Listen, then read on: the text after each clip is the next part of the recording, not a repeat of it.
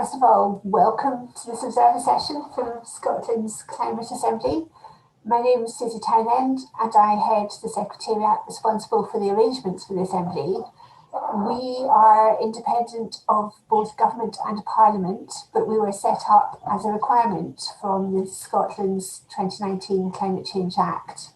We've been meeting online since November and have now had 6 meetings, including the 6th meeting this weekend, and many of the people that are going to be speaking to you have been involved with the work this weekend, so particular thanks to them for extending their working day to talk to you. The final meeting will be in 2 weeks' time, and after that we expect to lay an interim report in the Scottish Parliament on the 24th of March, with the full report being laid in May after the Scottish parliamentary elections. Some of you have been to our observer sessions before. This is a slightly different observer session. We won't be taking questions this time on evidence or really be talking about climate change to any great extent. Instead, the session is focused on process and particularly sharing our experience of being an entirely online citizens' assembly. I'm really pleased that we've a few different speakers who will talk to you about Scotland's Climate Assembly from different perspectives. And I think you saw the list of them just as you were joining, but to say we've got Oliver Escobar, who will talk on governance, he's on our stewarding group, Brett Hennig, who will talk on recruitment and selection, who did the recruitment and selection for us, Kayla Scott from Involve, who's been our lead facilitator. We're very pleased that some of our table facilitators are also going to be able to reflect to you on the process of working online. And Kelly Mcbride from Democratic Society, who together with Involve have led the facilitation, will conclude talking about voting. Some of you have sent questions in already. My intention is to take some of those as we go through, but also give plenty of time for people to put questions into the chat.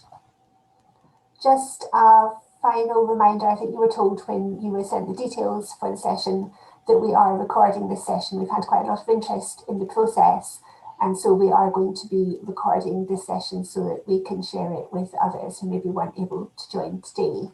So without any more from me, I'm going to pass across to Oliver Escobar from the University of Edinburgh to talk about governance. Oliver. Okay, great. Thanks, Susie, and welcome everyone. It's really good to have such a large audience for a Sunday afternoon. So wherever you are, thanks for taking the time to come and join us. I'm not going to speak for very long. I do have a little slide that tries to capture the different aspects of the governance of the Assembly. So I'm going to try and share it right now. Oh, there we go, just as by magic. Thanks, Ruth. It's always the people who work backstage that make all the important things happen.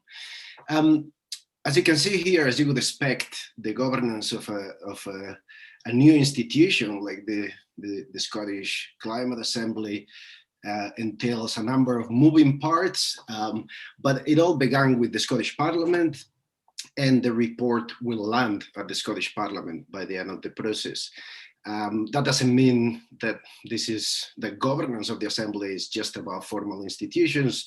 Of course, the role of Parliament is important. The response that the Scottish government needs to produce 6 months after is also important, but just as important as well is the range of roles across civil society networks. And many of these different actors and institutions are all brought together in the stewarding group, which is, I suppose, one of the main components of this ecology of actors and institutions in terms of advice, stewardship, scrutiny, and oversight of different parts of the process. You know, the reality is that although citizens' assemblies are becoming more common and more mainstream, this is early days for this type of institution. So I don't think there is any established blueprint for how to govern these new institutions. And in many ways, we're building the plane as we fly in terms of governance. But I think a lot of things were, I think this process has got a lot of things right so far. And there are enough checks and balances, hopefully, to reassure people that there's a robust process and robust oversight. And I suppose I mean, I don't think I want to get into the detail here, but there are all the elements that you would expect. Brett is going to talk about recruitment in a second. There's a public engagement dimension that some of you have already been engaged with. There's, of course, a massive operation with support to members, a large production team, logistics team, a very large and very committed team of facilitators and process designers, and then the Secretariat, who are kind of at the heart of the entire operation. And then in the stewarding group, of which I'm part, we are very fortunate to have representation from all the political parties represented in the Scottish Parliament. We also have then a number of stakeholders, as you would expect, from the Farmers Association to businesses, to activists in the climate space, and so on and so forth. And I'll finish. The point I'll make, just to conclude, is that the governance side of this process is part of the learning process. It's not just the members who are kind of, learning about the issues and developing a very wide-ranging and ambitious set of recommendations. Those of us involved on the governance side of things are also trying to learn what good governance looks like in this new type of institution. So I'll welcome your questions when we get to it. And yeah, let's keep going. I'm going to hand over back to Susie. Thanks, Oliver, and we'll move straight on to Brett. Do you want to introduce yourself? Sure, thanks, Susie. Thanks, Oliver. Again, I'll share my screen and just show you a couple of quick slides about how we did the recruitment. It's 5 minutes, so we'll be flying through, but hopefully it will give you an understanding of how the recruitment process worked. So the Sortition Foundation took this on, and it's basically a two-step random selection process. So the first step of random selection to do the recruitment was to randomly select 20,000 addresses and deliver invitations to those addresses. So we used Royal Mail's address database. The posties keep an address database, and the only thing to say about that is that it wasn't actually 20,000 entirely purely random. 80% were chosen randomly from across Scotland, and a further 20% were randomly selected from what Stats Scotland calls the most deprived areas of Scotland, because we typically see a skewing towards sort of higher socioeconomic groups of people registering in this first stage. So we sent out slightly more invitations essentially to the more lower socioeconomic areas of Scotland. Then there was a registration period of 2 weeks where anyone who received the invitation, so if it landed in your letterbox to your address, you could register. Anyone in the household 16 years or over could register. And then from those who registered, we did a second random selection. This second random selection, I say weighted, but it's actually a bit more sophisticated. We've been working with academics from Harvard University and Carnegie Mellon University in the US who have helped us develop an algorithm that tries to be, or is, they claim, the fairest possible random selection algorithm that can match a demographic profile. I'll speak a bit more about that in a second. But basically this two-step random selection, the first random selection is of the households, people register. The second random selection of 105 people. So we went a slightly above 100 because of course, things happen, life intervenes, and there's always going to be a few people who drop out, and they wanted to make sure that we had a minimum of 100 people throughout the process. So the kind of Google map of all the postcodes that we sent addresses to is there. Of course, it's a very crowded little Google map, and there's a sample of the invitation. This was, of course, included with a letter and a FAQ, 4 pages in an envelope that said, hey, your household's been randomly selected, please register. We had 878 people who registered. This is above our average. We were kind of hoping for more, hoping for around 1,000, but there were postal delays due to COVID and other, you know, of course, people were very worried and concerned. This was happening around September, October last year. So then out of those 878 people, we had to select 105 people, and the selection was done to match all these demographics. This is a big bunch of pie charts. We basically tried to match gender, age, a geographical spread, an income level spread, climate change concern, to make sure that the people who were in that room were not only all people who you know, were caring a lot about climate change, an urban-rural spread, an ethnicity, and a disability spread. But possibly it would be more useful if I actually show you that closer up, so you can see what what is actually happening here. Given these sort of 8 dimensions and all the different divisions in those 8 dimensions, there's something like 23,000 different kind of individual profiles that people could actually be from. And we had to choose 105 people from the 800 who registered to try to make sure that all those dimensions all matched up to this target column. Now, these target columns are, of course, simply taken from the latest government data, so from the Scottish Household Survey or the Scottish Population Survey. So gender, such as this, then age breakdown like this to make sure we had 16 to 18-year-olds, etc. This second column is the number of people who responded. Brett, something seems to have gone wrong with the viewing, because we're now seeing it a lot smaller. Thanks, Kayla. Let me try to reshare what's going on here. If I escape, let's try to reshare that. Try that one. Is that better? Yep. Fantastic. Thanks. Yep. So this is the gender target column.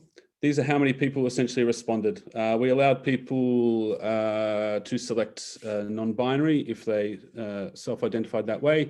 We had slightly fewer people respond from the 16 to 18 bracket than are in Scotland. Slightly more people, for example, from Lothian and Glasgow. The income level we were quite surprised at, because typically we see a large skewing towards the high income groups, which we didn't see here, potentially because of our 20% letters, et cetera, et cetera. Climate change, we always see a skewing towards those who are more concerned. That's the big blue section. Urban, rural, ethnicity and ethnic minorities, et cetera. What the final selection does, though, of course, is it essentially corrects that skewing. So here we see a slight skewing in the 16 to 18, which gets corrected in the second selection. So in that sense, in the sense that we match the target demographics, is the sense that this assembly was a representative sample, essentially. There's actually, if you look at this in the report, there's actually a 4th column. And this is just a copy of the report, which is on the website, because there's a slight change. Of course, 1 or 2 people drop out once we actually have selected and try to confirm that sample. And because of this immense number of possible individual profiles, it's virtually impossible to actually exactly replace her person if one person drops out later. I'll leave it there to make sure we have enough time for everyone else. And I hope I've answered some of the questions. Thanks very much, Brett. Really appreciate that. We're going to move now on to Kayla Scott from Involve, who is going to talk a little bit about the challenges of facilitating remotely, which, having spent the whole weekend doing that, she's very well able to talk to. Kayla.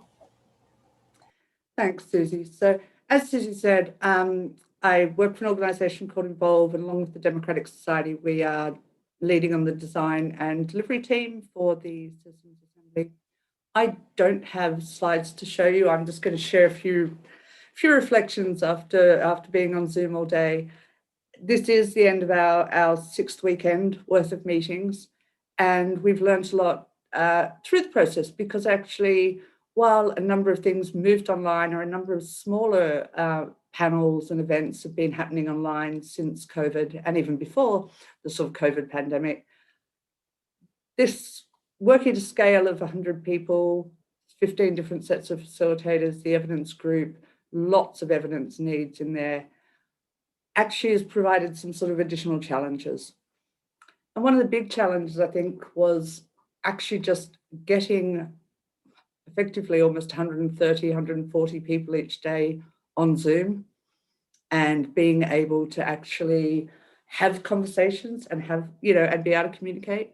There was a lot of work done in the background with the members, because we were very clear in the recruitment process. And I don't think this was something Brett mentioned, that actually we really encouraged people that even if they were not familiar with being online, to put themselves forward, and support would be provided.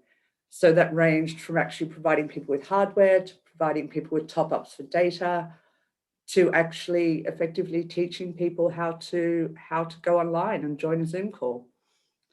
And the reality is that even once people have this, there is a continual risk that someone has a bad internet connection one day, all of these things. So it's an ongoing thing that has to be monitored and supported the whole way through.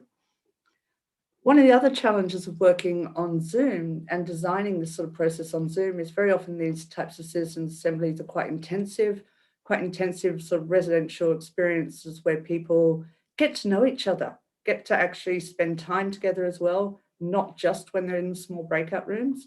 So really having to think about how do we build that, like get over the challenge of members feeling that they're part of something big and part of something with 100 people who they don't necessarily get to stop and have a coffee break with, but really only are interacting with via the screens.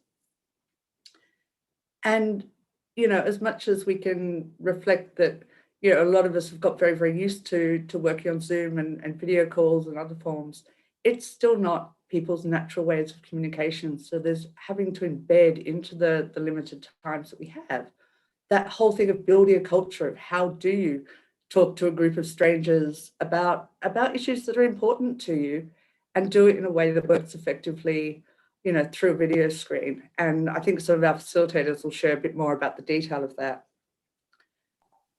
We've had to work quite tightly structured as well because of time. Even though we're saying we're having full day meetings, the meetings each are sort of 2.5 hours in the morning, 2 to 2.5 in the afternoon.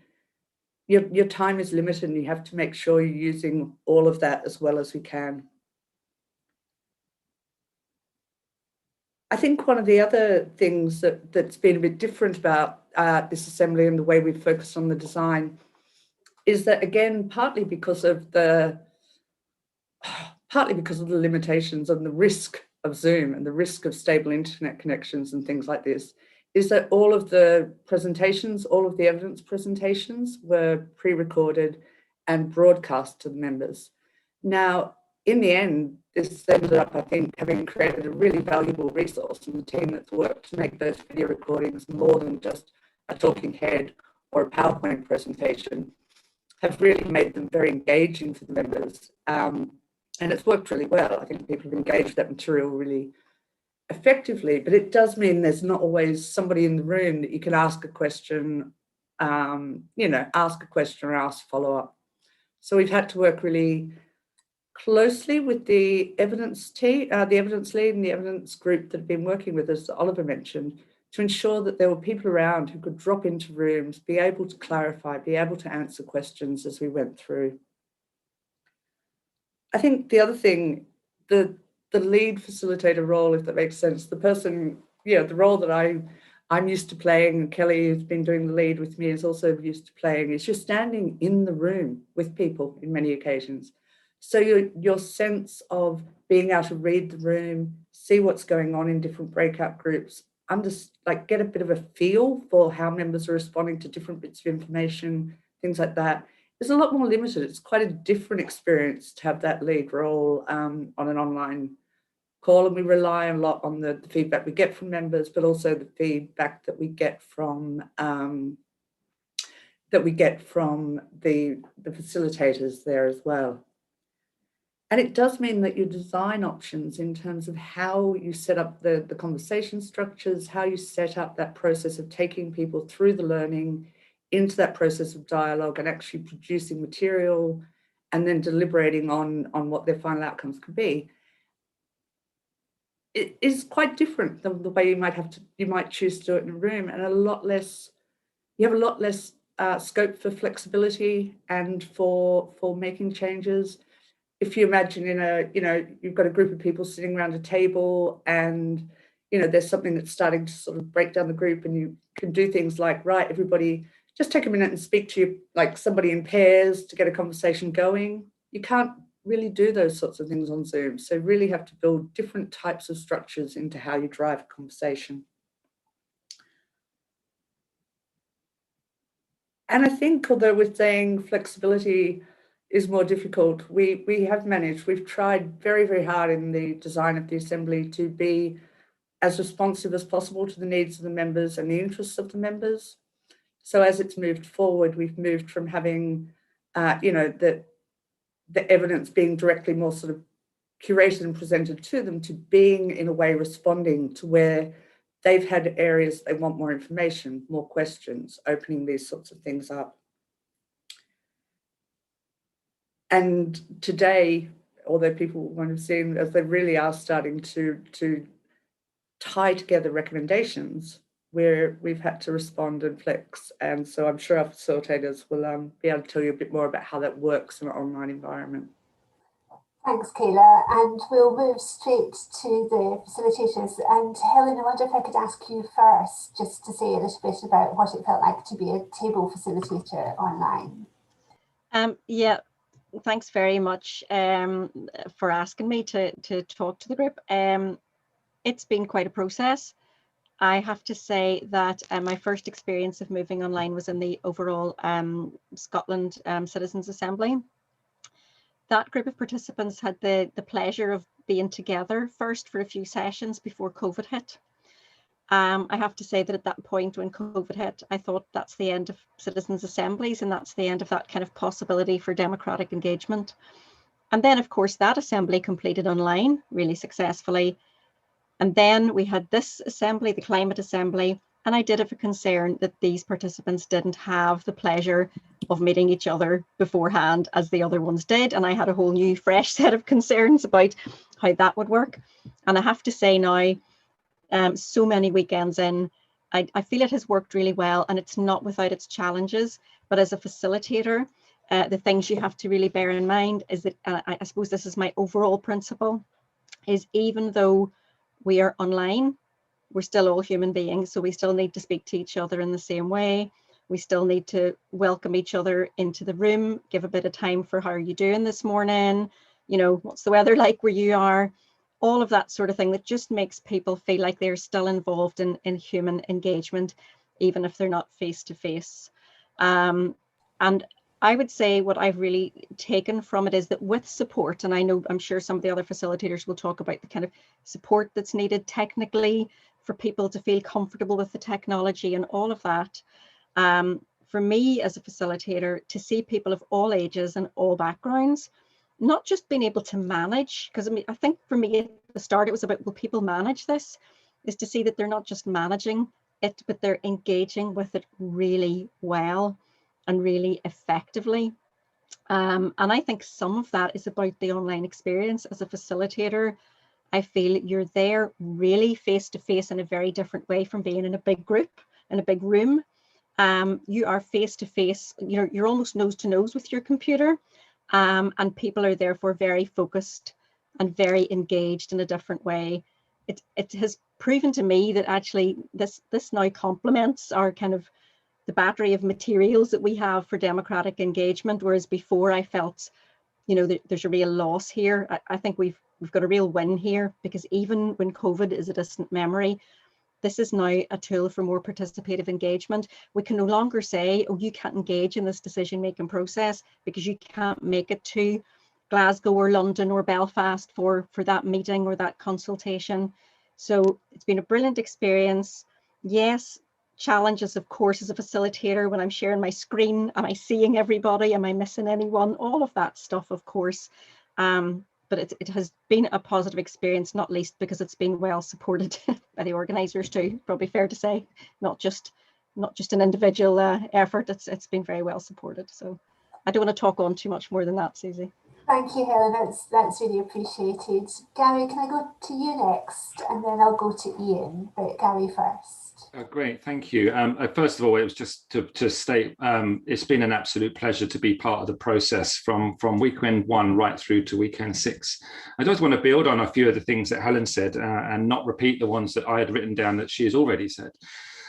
So I think there's a couple of things for me. It's about whilst you miss the hustle and bustle of the 100 plus people in person in the same room, when you're bumping into each other at coffee breaks and in the corridors and in the facilities, and doing that sharing of conversations and cross-fertilization, in an online space, in particular in the smaller breakout groups, the conversation tends to be much more focused, but that in itself raises some challenges and some opportunities. There is some opportunity in the sense that in a small group and online, there's nowhere really to hide. I think it's easy to lose yourself sometimes in a bigger group, in a hustle and bustle when it's in person. And therefore you kind of have to contribute as a member. However, conversely though, sometimes, and ironically, this means that the quieter people will still be quiet and sometimes more quiet. And those that are happy to speak up and out will. And in an online space and in a small group, when you have got someone that is confident in speaking up and speaking out, that can sometimes be perceived by others as coming across as dominating the conversation. So I know that we've had some feedback around, oh, one person in my group was dominating the conversation. And as much as you try and manage that as a facilitator in a small group, that can still be the perception of some people. I want to really re-emphasize a couple of the things that Helen said. The first is whenever you go into a breakout, in particular if it's a new breakout group forming, you have to do connection before content. You cannot leap straight into the content before the group has made a connection with each other, whether that's them sharing where they live, whether it's snowing, it's sunny, whether what stood out for them or something, but you have to build connection before going into content, in particular online. And then lastly, a really big re-emphasis, you can't do anything in this online space with that many people without brilliant production and support people in the background. And the production and support people through this whole process and the 6 weekends so far have been absolutely fantastic. And whilst they sit in the background, their role should not be underestimated. Thank you. Thanks a lot, Gary. I'll pass to Ian and then go on to Claire. Yeah, thanks, Susie. I think all I can do really is probably emphasize what Helen and Gary have said. I think the only other couple of things short points I would make, I'll also make a kind of slightly non-strategic point at the end. Just a couple of points is, I think as a facilitator, you probably have to work harder online than you do face-to-face, because it's more difficult to get, if you're working with a group of people, they don't naturally flow. I'm sure we've all been in Zoom meetings where it's actually quite difficult to get conversation going because people either don't talk or they all talk at once. And that problem is amplified significantly when you've got a group of people who don't know each other that well or at all. So you as a facilitator have got to work a lot harder to keep that flow going. And at the same time, you've got to work harder probably with fewer tools. And I think it makes you realize as a facilitator how many tools you have at your disposal. Because you have body language, you can move your body around, you can use eye contact, you can even use tone of voice more effectively when you're actually in the same physical space, but you're entirely reliant on what you actually say when you're on Zoom. Although you can see people, quite often the people you're looking at are no bigger than we are on this screen at the moment. So you can't judge facial expressions. You can't judge if people are bored or whether they're looking at they're looking at their mobile or whatever. So you've only really got your voice to control, and not to control, but to facilitate the process. And that's a really big learning process, I think. But it can be done. We have done it, and then the proof of the pudding is that we've got to where we are. I think the only slightly facetious point I would also make is that there is an environmental benefit in as much as if we were doing this in a physical space, we'd be and drafting recommendations on post-it notes, we would have got through a shed load of them, but we've done it all online. So we've at least saved a whole bunch of trees as a consequence of it. So yeah, that's me. Thank you very much, Ian. I'll pass to Claire, and then after Claire, finally Sam. Claire. Thank you. Yes, thank you. Well, to build on Ian's point on the tools we've got at our disposal, I think it's really it's been really interesting to just let go of post-it notes and flip chart paper and just use actually tools like Jamboards and Mentimeters for voting. And for me, what's been really interesting as a facilitator is the realization you need to reflect much more what you're recording with the group to ensure you don't misrepresent what's been said, because you don't have the instant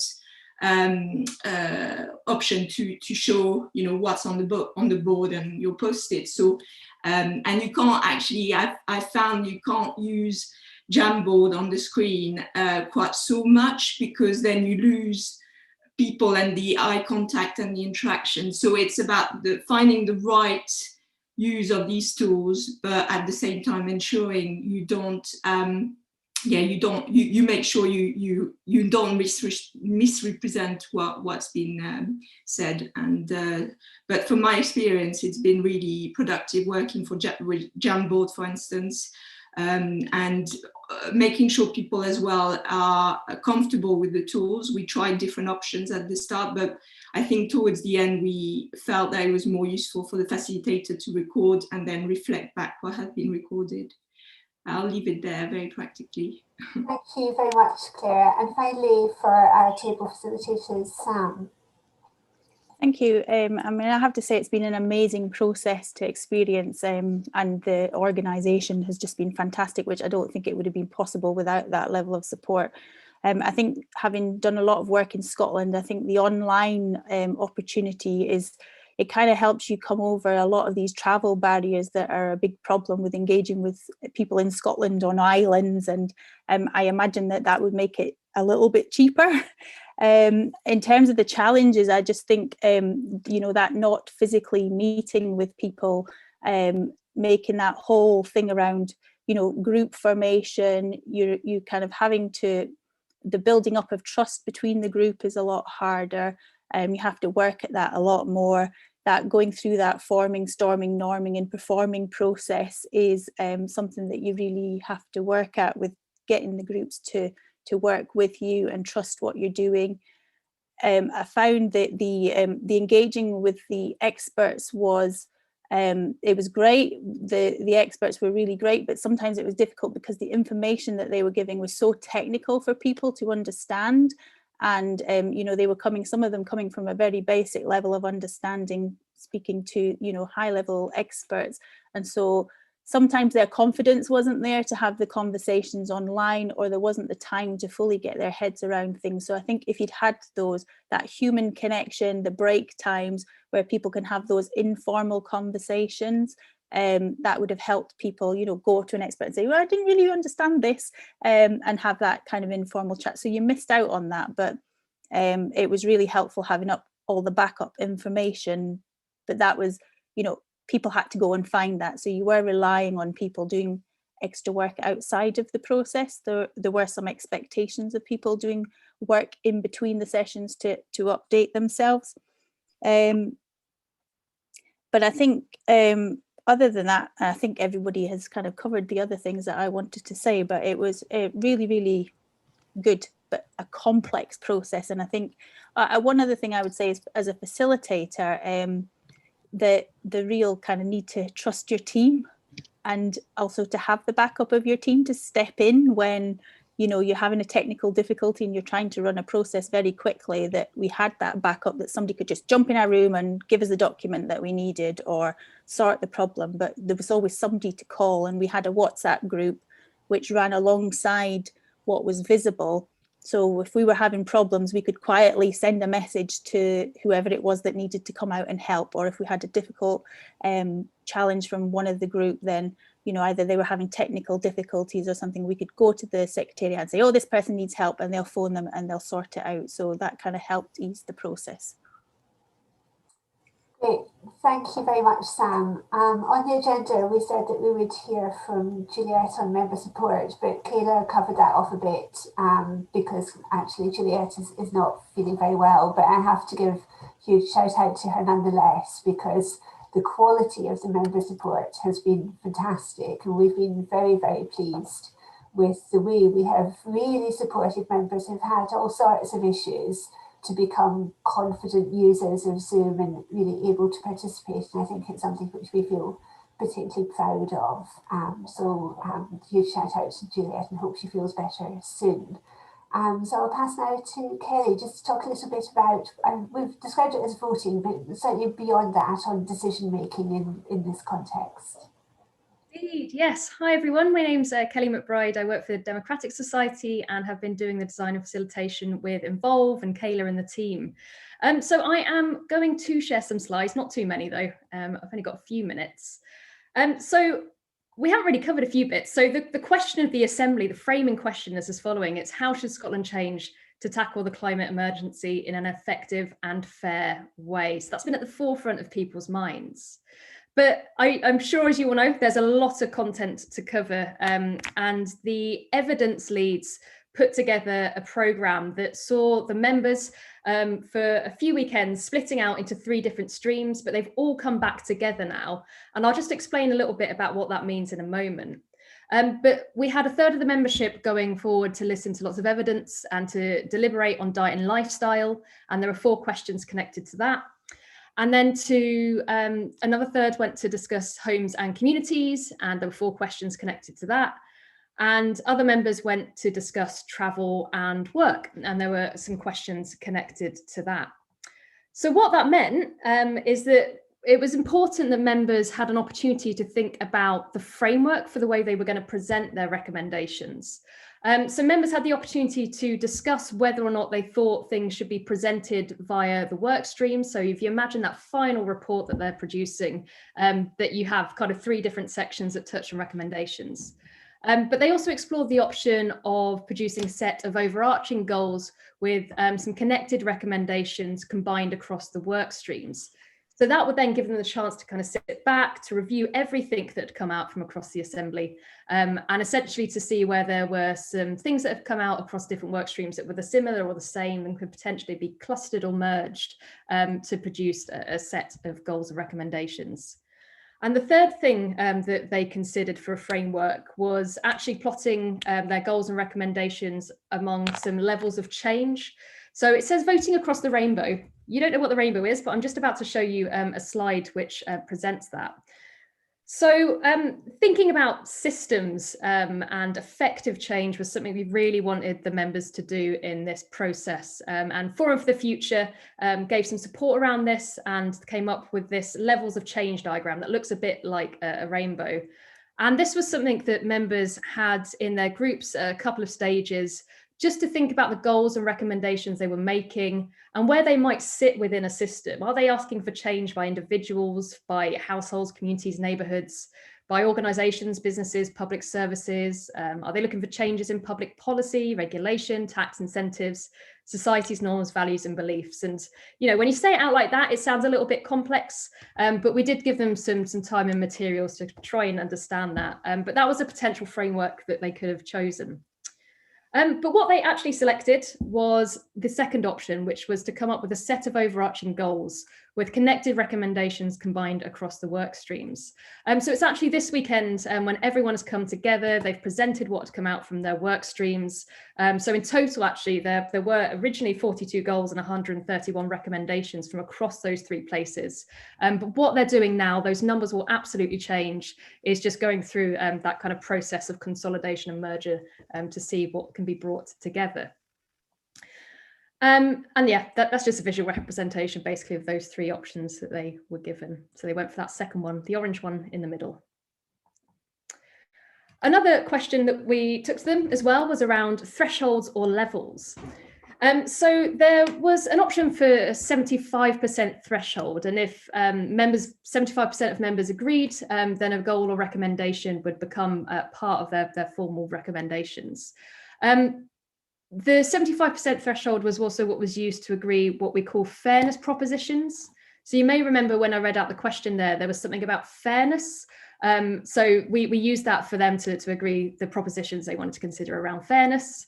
But we're also really conscious that there is discussion within the Assembly community about other kind of supermajority markers, and 80% is one that's discussed quite a lot by practitioners at the moment. So we thought actually we'd present the opportunity for them to discuss the idea of a slightly higher threshold. And then thirdly, they discussed the idea of levels of support, which is where this was used in the other citizens' assembly that happened in Scotland too. So under 50% support means that it doesn't become a formal recommendation of assembly. Between 50 and 75% means that something becomes minority supported by members, and anything receiving over 75% support would be a majority supported recommendation, and they favour the levels of support. And just to end, just a couple of practicalities really. So the big key votes are things where they're being asked to make decisions about goals, recommendations, kind of work through a lot of options. We are ensuring that those votes happen outside of the sessions that we're doing to give members enough time to consider different options. And of course, you can imagine on a ballot that there's quite a few things that come up.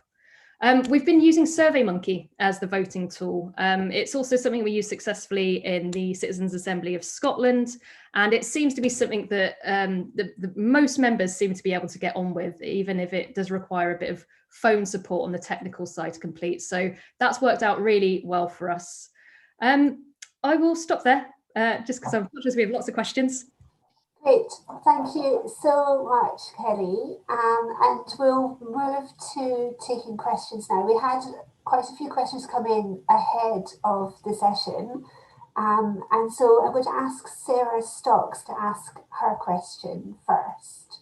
Hi, Sarah Stocks from Northern Star. My question is, how do you fit deliberation into a tight timescale when the range of topics are so broad? And probably for Kayla to start off with that one. I think you can do degrees of deliberation in any timescale, depending on what the depth of the evidence that you're taking is. I think from the outset, we knew we had the 6 weekends, we knew the time levels we had, and that helped frame that there would be some limitations on the scope of what could be covered within the Assembly, because actually enabling the members to feel they've got enough evidence to make those informed conclusions and decisions is just vital to it. So we've planned the Assembly on that basis the whole way through, and although the members had the ability to add an additional weekend, which they have because they recognise they did want more time, so we are having the 7th weekend, that actually, it's been built in as a rolling process throughout, so that they're building that knowledge and drawing conclusions, so that when we get to the end, it's not just we haven't had a chance to do that yet. So I guess the 6 and became 7-week structure helped from the beginning. Thanks, Kayla. Now we'll go to Jonathan, who I think has a question.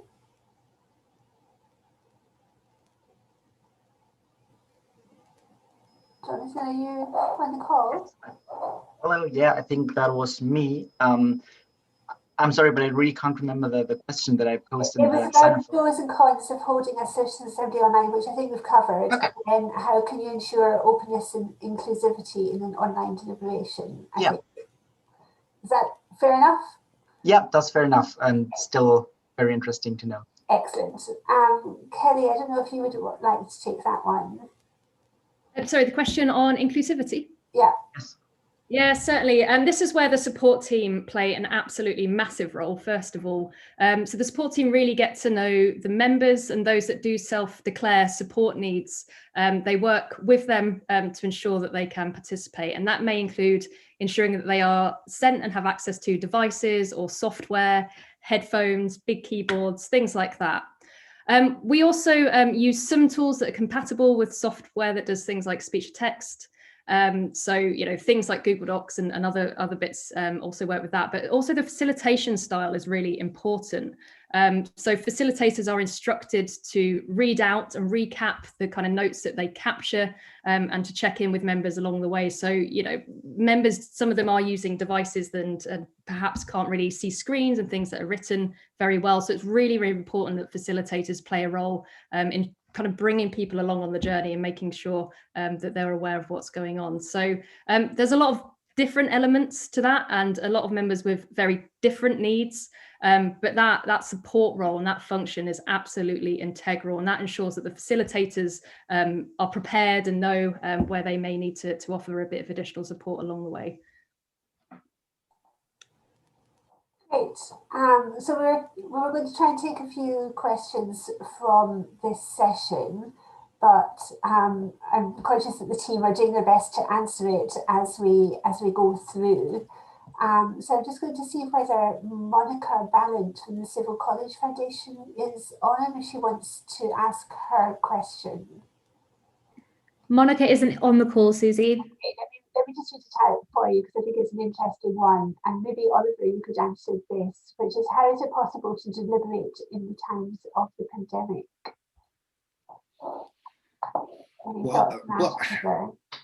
How is it possible to deliberate in times of pandemic? Is that, as in, well, I would imagine that it's even more necessary to deliberate in times of pandemic. And not to plug too much in here, but we have a paper coming up on why precisely we need to deliberate more and use the opportunity of digital infrastructure to enable that. So I think, yeah, I suppose I would question the premise, and I would say that if anything, the pandemic is going to create an acceleration, or should create an acceleration in recognizing that we need digital infrastructure, and that if life is happening more and more online, then we need to care about people getting access to digital life. And part of that digital life has got to be democratic life. And part of that democratic life has got to be deliberating and engaging. And now we have the opportunity to think at a scale and get beyond the limitations of democracy at a smaller scale, and think not just about Scotland, but potentially globally. Imagine that, a global demos trying to address the global challenges of our time. Thank you, Oliver. We'll pass to Anders next, who has a question. Hello, everybody. My name is Anders Bloch. I'm joining from University of Copenhagen. I'm following the sister process in Denmark.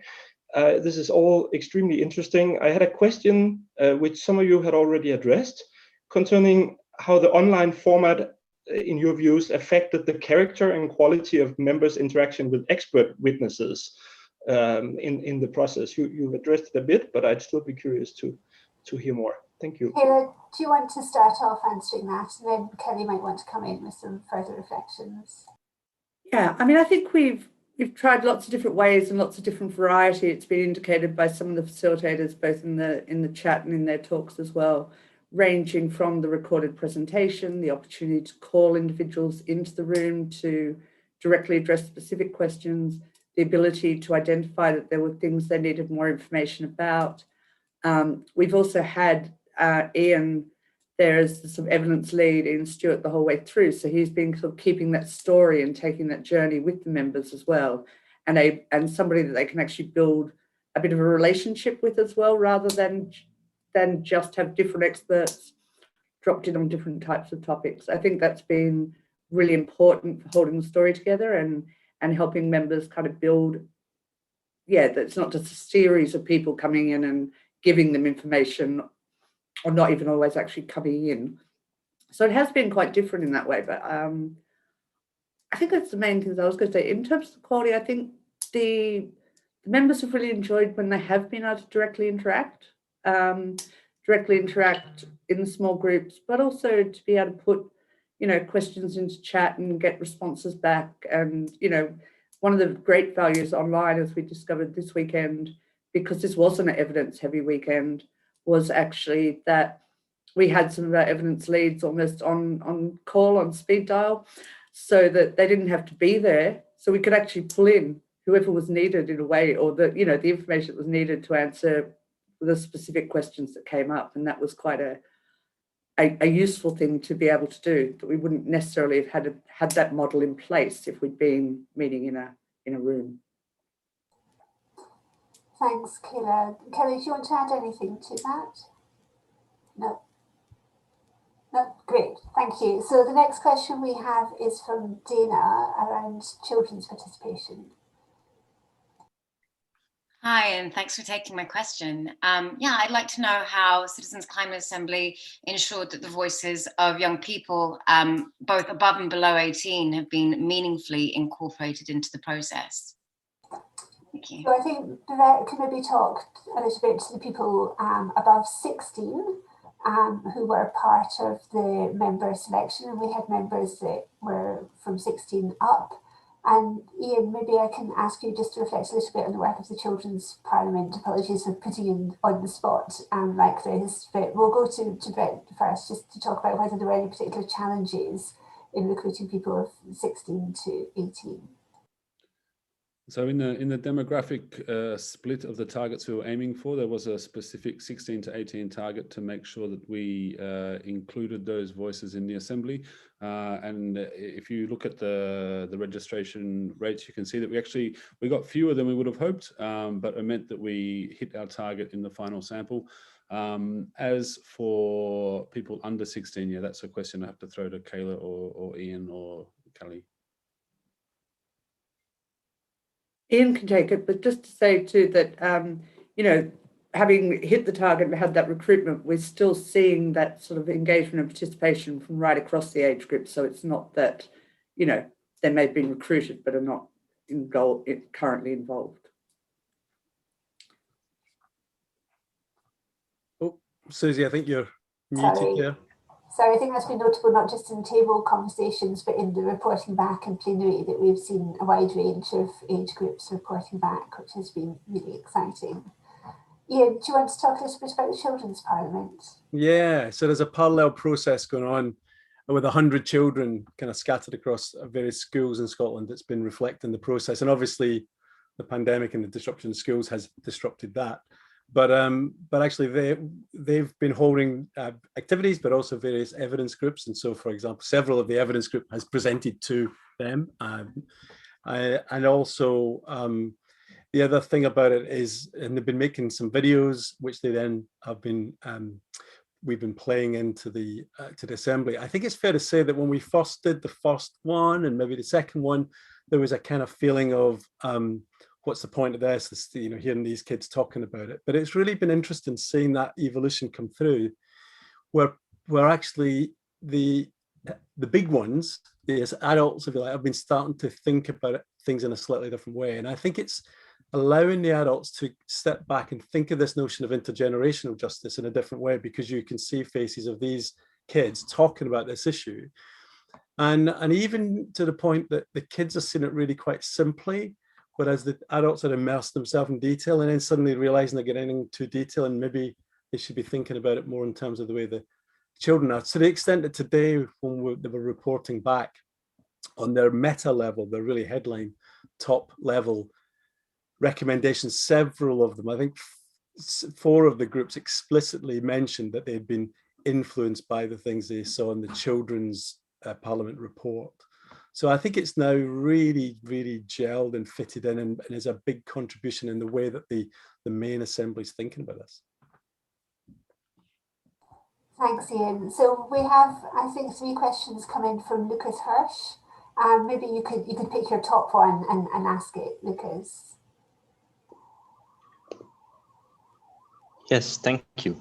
Yeah, my top question would be if there are any insights already from the stewarding group. Is there any finding on what could work better in terms also on how diverse the stewarding group was? Thank you, that's a great question. I'll pass to Oliver to take that initially.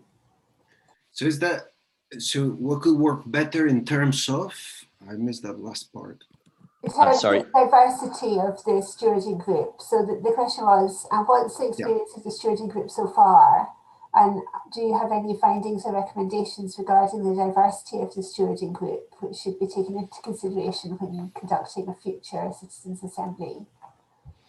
Yeah, this is always really difficult to get right. I think we're particularly proud by the fact that we do have all the political parties represented. I think this makes this assembly quite unique. Not the only one that has that, but not many have that.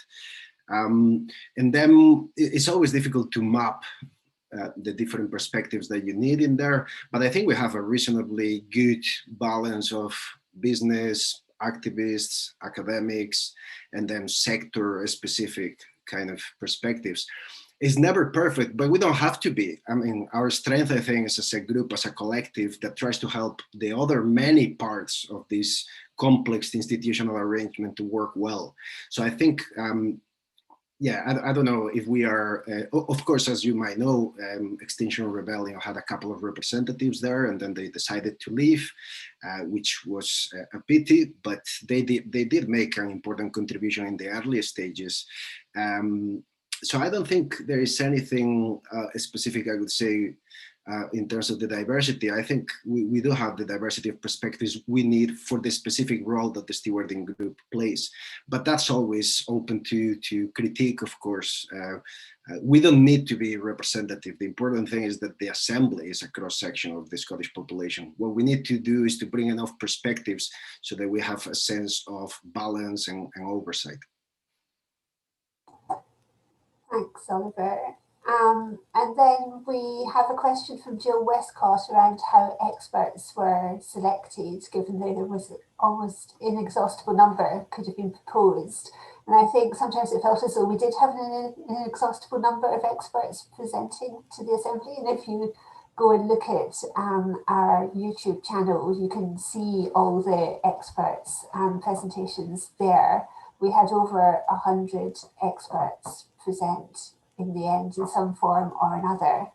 But yeah, I don't know if you want to reflect a little bit more on the balance of evidence and ensuring we had a balanced range of perspectives.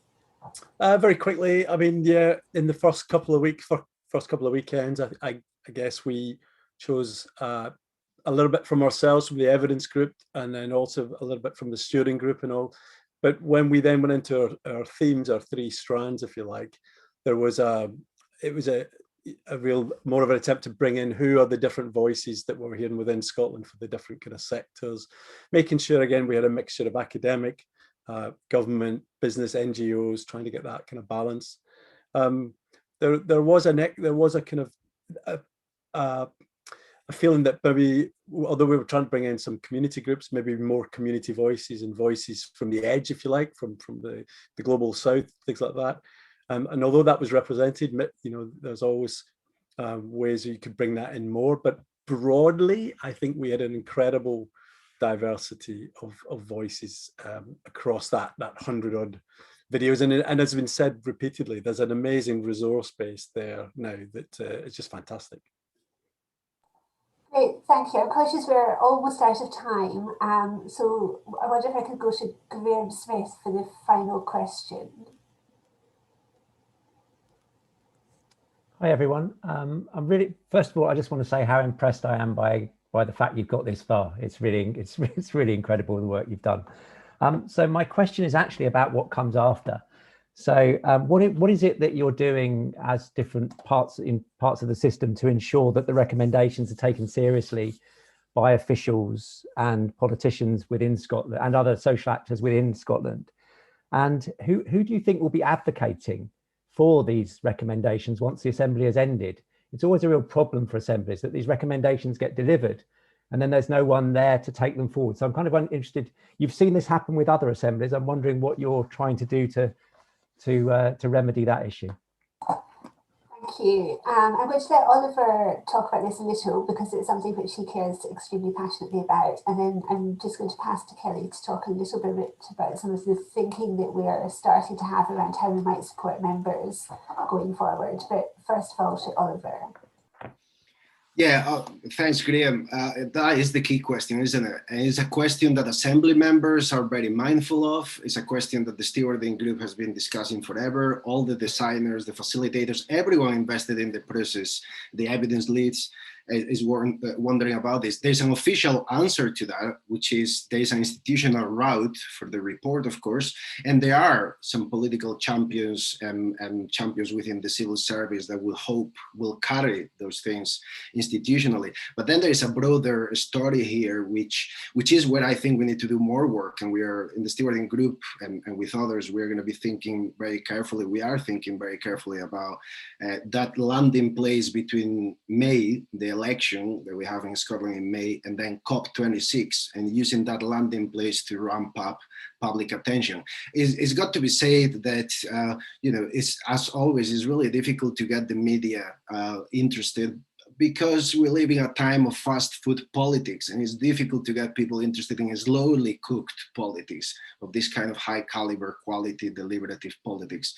But we haven't given up on it, and we're going to work as hard as we can. It doesn't depend on us. It depends on all the networks, many of the people involved here, the networks that are represented in the different groups involved. So I know that unless there is a broader public conversation and an ecology of practices, networks, collectives involved in that aftermath, it doesn't matter that we have an institutional route. So we need both of those parallel tracks, hopefully feeding into each other. And yeah, we are working towards that, which sounds like I'm not addressing it directly, but it's in our minds all the time, because anyone who's been part in this kind of processes, we know that the internal dimensions of the process tend to work quite well when it's well designed and facilitated. So I'm less concerned about the internal dimension than that external dimension, and a lot of our efforts is now going to be focused on that. Thanks, Oliver. Kelly, I don't know if you want to say anything about member support and facilitation going forward. Yeah, for sure. Just a couple of quick things about timeline first, though. So May after the elections is when the full report will be laid before the Scottish Parliament. Between May and November of this year, there's going to be probably some structured opportunities for members to get involved in talking about their recommendations to Parliament, government, local authorities, UK Parliament, and anyone else that wants to listen.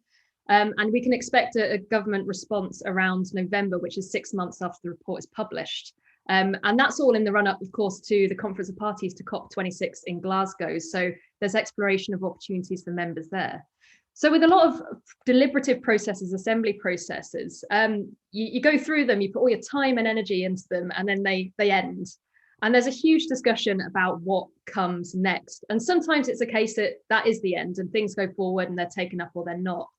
But a huge discussion we've been having in Scotland, and I'm sure practitioners elsewhere have been having, is how do you support members to then do what needs to come next, to be advocates, to follow the progress and the journey of their goals, their recommendations, everything they've put forward. And that is being given some serious thought in Scotland. So I can say with the Citizens Assembly of Scotland, some civil society folks have got together to think about a support programme to help develop the kind of knowledge, skills and confidence for members to be advocates of their own journey, really. And I know DEMSOC and the Scottish Community Development Centre, Evolve and others are really interested in supporting that. So I think that's a really important consideration for us, but not just for this process. I think it should be said of all citizens' assemblies, really. So yeah, we're definitely thinking about it quite actively, and members, of course, will be very much involved in that discussion because they need to set their own direction, if that makes sense. Great, thank you very much indeed. And just to emphasise the answer to the question from Francine around will the recommendations be made public? Yes, absolutely. They'll be laid in Parliament and they'll be given to ministers and they will be on our website, and we see that as being a really important part of our role, going out and promoting and supporting the members to promote their goals and recommendations. And we're grateful for your time and attention today, and you can be part of that process as well. You can help us to disseminate all the information around the goals and recommendations, so please do that. There's been some question in the chat around whether we can save the chat. We will try to do that, and we will send you a follow-up email with the details in it. But just to say thank you very much to all of you. I'm conscious we've gone just a little bit over time, and it is Sunday evening, and I'm sure there are other things that you want to be getting on with now. But thank you so much for taking the time to engage with what we're doing here at Scotland's Climate Assembly. we're very, very proud of what we're doing, and we benefited when we started out by some of the enormous expertise that is now in this room listening to us. So we wanted to just give back a little bit to those that helped us. These are all our contact details. Please do share with your networks and comment on the assembly, and we will be back in touch just with the follow-up email with the chat, and to send you the recommendations as well when they're published. Thank you very much indeed for all your questions, and have a lovely evening.